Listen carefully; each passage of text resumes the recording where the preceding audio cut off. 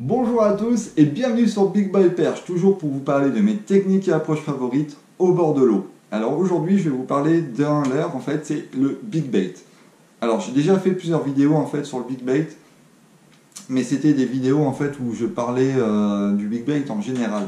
Là je vais plus parler en fait du leurre, en fait comment on peut améliorer, comment on peut adapter le Big Bait, son Big Bait à la pêche du bord.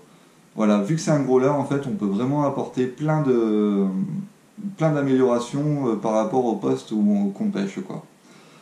Alors, il y a plusieurs variétés de big bait maintenant qu'on trouve sur le marché français, mais les deux que j'utilise, en fait, c'est le big bait multisegment.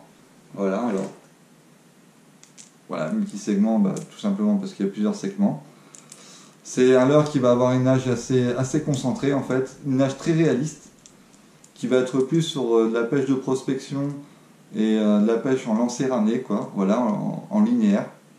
Donc voilà, ça a des nages, les leurres en multisegment, généralement les big bait en multisegment, ont vraiment une nage très réaliste et très concentrée, en fait. Après, il y en a avec des bavettes, mais qui seront toujours sur pour la pêche de prospection.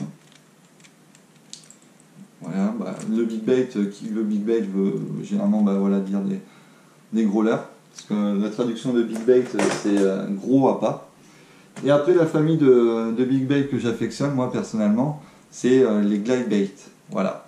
Alors glide bait en fait c'est tout simplement deux segments et un leurre sans bavette. Voilà.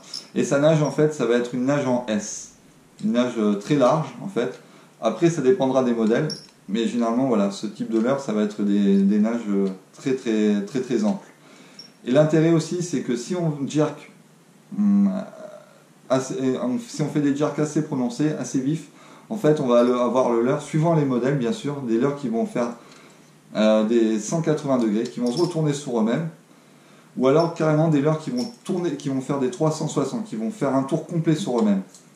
Et ce qui est, en fait, voilà ce que je trouve assez intéressant avec le glide bait, c'est qu'on va pouvoir vraiment faire des pêches chirurgicales, même dans 1 mètre carré de surface. En fait, on va vraiment pouvoir faire une animation. Qu'avec un autre type de leurre en big bait, comme les multisegments, ça va être plus compliqué. Donc, vous l'aurez compris, le glide bait, c'est mon préféré, au niveau des big bait. Voilà, l'intérêt aussi, c'est qu'on va avoir un leurre qu'on va pouvoir améliorer. Avec des plombées externes. C'est-à-dire que si on veut pêcher dans des profondeurs d'eau supérieures à 2 mètres, eh bien on va pouvoir mettre des plombées extérieures. Alors, il y en a plusieurs maintenant sur le marché. On va trouver soit le système de petits plombs comme ceci, à clipper. Alors on va soit le clipper sous l'attache ventrale du triple, comme ceci. Vous voyez, c'est assez rapide. Là, je viens de rajouter 2 grammes. Ou alors, si on veut atteindre des profondeurs plus rapidement, au-delà de 5 mètres, on va dire, eh bien, alors, il suffit de le mettre en bout, quoi, sur le levier d'attache.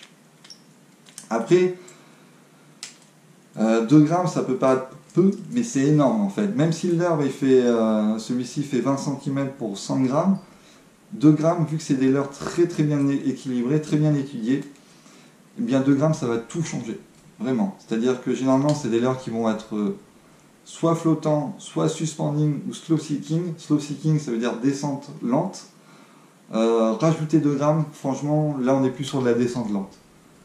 Donc voilà, moi, généralement, je les utilise pour vraiment pêcher soit où il y a du courant ou dans des zones supérieures à 2 mètres. Et pour des approches bien spécifiques. Autrement, je vais préférer utiliser des stickers avec du plomb. En fait, qu'on va tout simplement coller sur le ventre du leurre, toujours au niveau de l'attache ventrale, pour un meilleur équilibre. Alors, si je veux qu'il pique un peu plus du nez, ben, je vais la rajouter plus proche de la tête. Voilà, ça c'est des réglages personnels où c'est suivant l'approche et suivant ce qu'on recherche et suivant ce qu'on veut que le leurre fasse. Donc moi, généralement, mes réglages, je les fais chez moi, avec une petite balance de cuisine qui me permet en fait de noter mes réglages et dans une bassine en fait. Et généralement, je n'oublie pas de mettre l'agrafe ainsi que mon baling en fluorocarbone. Vu que l'agrafe et le fluorocarbone est coulant et que même si l'ensemble fait que à peine 1 gramme, ça change tout. dans le réglage et dans la nage du leurre. Donc moi je vous conseille, si vous réglez ça, de ne pas oublier au moins de mettre l'agrafe. Voilà. Et l'intérêt de ça, c'est qu'on va pouvoir mettre vraiment au gramme près, quoi. Voilà, si on veut mettre 1 gramme ou 0,5 gramme, bah voilà, on va vraiment pouvoir adapter sa plombée. Après, on aura la troisième solution, c'est du fil à plomb. Voilà, qu'on va vraiment pouvoir doser et qu'on va mettre en fait tout simplement, qu'on va venir ligaturer la hampe principale du triple en fait. Voilà, pour rajouter 1 gramme ou moins d'1 gramme. Hein. Quelquefois, il suffit de vraiment peu.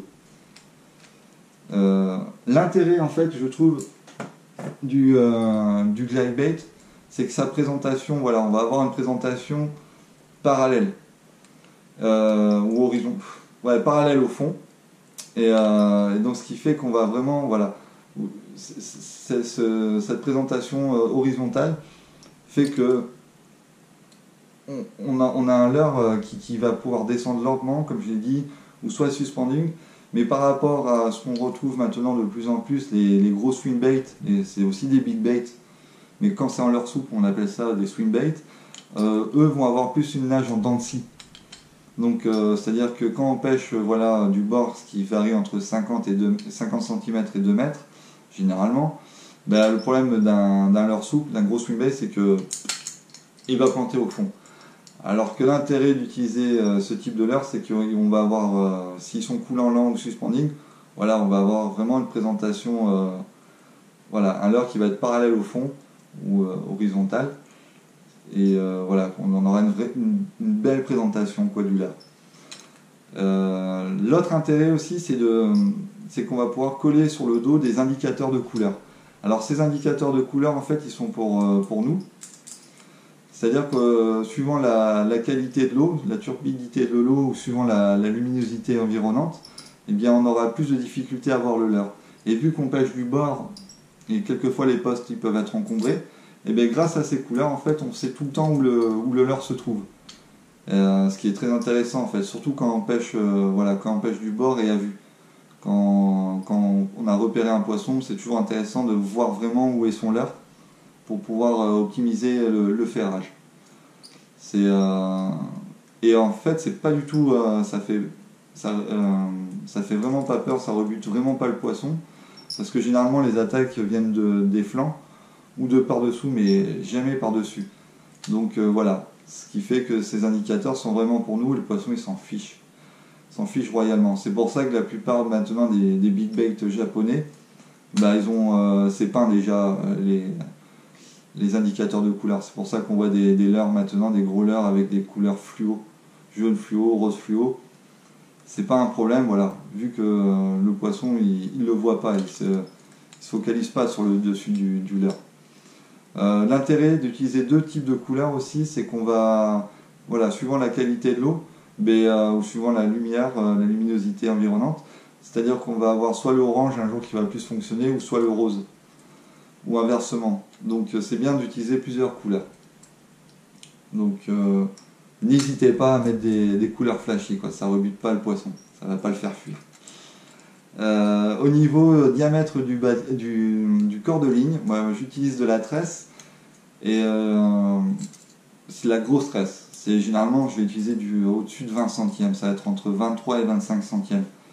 J'ai pas peur d'utiliser des gros diamètres dans le sens où qui dit gros leurre, on a plus de chances de tomber sur un gros poisson. Et vu qu'on pêche du bord et que les postes peuvent être scabreux, mieux vaut pouvoir sortir le poisson avec autorité. Donc c'est pour ça que j'utilise un gros diamètre en tresse. C'est surjoué, je sais que c'est surjoué, que c'est beaucoup trop.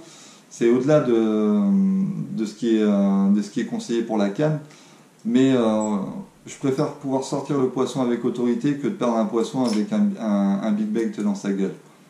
Donc voilà, et en corps de ligne, ça va être entre 70 et 90 centièmes en fluorocarbone. Et avec une agrafe de bonne qualité. C'est vachement important. Le fait d'utiliser une agrafe, déjà, ça va permettre de ne pas raccourcir son bas de ligne à chaque fois qu'on change de leurre. Et en plus, un gros diamètre, c'est toujours compliqué de faire un nœud de qualité. Et d'autre part, le fait d'utiliser une agrafe, c'est qu'on va avoir le leurre, en fait, ça va libérer le leurre du fil et il va avoir une nage plus libre. Il va être plus libre en fait dans son action de nage que s'il avait le nœud directement fixé sur l'œillet d'attache. Donc voilà, généralement quand on utilise des big baits comme ça, on utilise une agrafe. Donc je pense avoir fait le tour en fait sur l'approche. Au niveau canne aussi, ce serait plus, moi je suis plus à l'aise avec des castings, dans le sens où, vu que généralement je pêche à vue avec ce type de leurre, quand on a repéré un poisson à 4 mètres du bord, et vu que c'est des leurres généralement que j'utilise au-dessus de 100 grammes, pour éviter le fameux gros pouf, parce que voilà, c'est un gros leurre, donc, mais grâce au casting, en fait, je vais pouvoir poser mon leurre en douceur sans faire d'éclaboussure. Vous le verrez dans la vidéo. Voilà, quand je pose un leurre, le leurre ne fait aucune éclaboussure. C'est le but en fait et l'intérêt de pêcher en casting, c'est qu'on va avoir vraiment une douceur, une possibilité de poser son leurre tout en douceur. Et ce qui serait plus compliqué à faire en spinning. Donc voilà, moi j'affectionne plus facilement de pêcher en casting avec ce type de leurre. Donc voilà, là je pense vraiment avoir fait le tour. Ah oui, je voulais aussi parler en fait d'un blog d'un ami qui s'appelle Pop2Corn. On a à peu près la même vision sur la pêche. C'est un passionné des grosses perches aussi. Si vous aimez voir des beaux chevennes, pareil, il adore pêcher la truite. Vous verrez des super articles aussi sur le brochet ainsi que sur le black bass. On a à peu près la même vision sur la pêche.